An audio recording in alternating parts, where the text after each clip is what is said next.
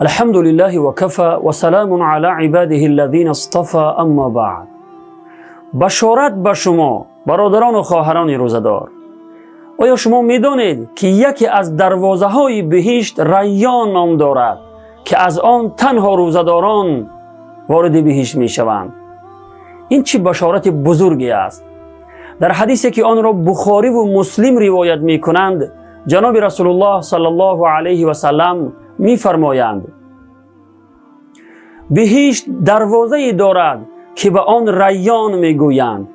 روز قیامت فقط روزداران از آن دروازه وارد بهشت می شوند و غیر از آنها کسی دیگری از آن وارد نمی شود.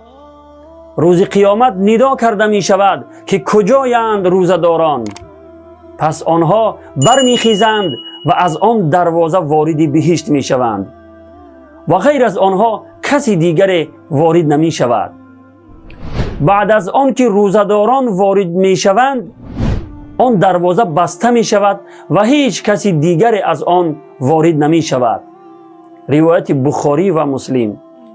برادران و خواهران روزدار، این روزهای رمضان که هر لحظه اش وقت اجابت دعا است، دعا را بیشتر نمایید.